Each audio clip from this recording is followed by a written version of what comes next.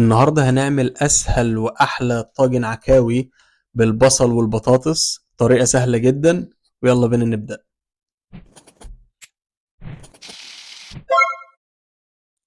حلة على النار فيها شوية زيت، وهننزل بالعكاوي بتاعتنا عليهم شوية دقيق، هنديهم تقليبة، وأول ما بياخدوا اللون بننزل عليهم بالبهارات.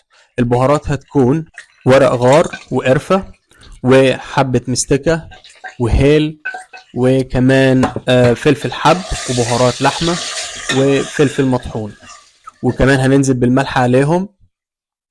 واهم شيء تكون المية بتغلي علشان تساعدنا في وقت الغليان، وبنشيل اي ريم بيطلع. وبننزل بمنكهات الشوربة، بصل وطماطم وجزر وكرفس وتوم، وبنسيبهم على نار عالية لمدة 40 دقيقة. في الوقت ده بنكون بنحضر البصل بتاعنا والبطاطس. هنقطع البصل زي ما انتم شايفين بالشكل ده، وكمان شوية من الفلفل الأخضر حار إذا حبيته، وبنقطع البطاطس بالشكل كمان اللي حبيته. أنا قطعتها بالشكل اللي شايفينه ده. وهنحتاج كمان كام فص توم، هنفرمهم بالشكل اللي شايفينه كمان ده. طاسة على النار هننزل بالبصل والثوم وهنديهم تقليبة، وأول ما بيبدأ يدبل شوية بننزل بالفلفل، وهنبهر ملح وفلفل وشوية من جوز الطيب، وبس كده مش هنكتر.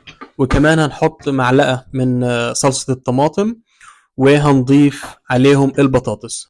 أول ما بنضيف البطاطس بنسيبها يا دوب بس 5 دقايق مع معلقة من شوربة اللحمة، لان احنا مش عايزين نسوي البطاطس. كل اللي احنا عايزينه ان هي بس تاخد من طعم البصل والثوم والبهارات اللي حطيناها.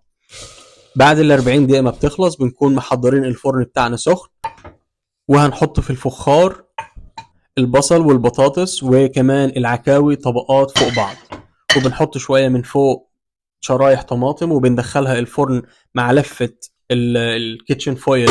بندخلها الفرن 30 دقيقة كمان على درجة حرارة عالية.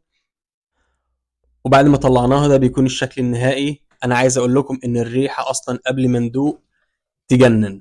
جربوها، نفس الوصفة بنفس الخطوات والمكونات، الطعم هيعجبكم جدا جدا جدا.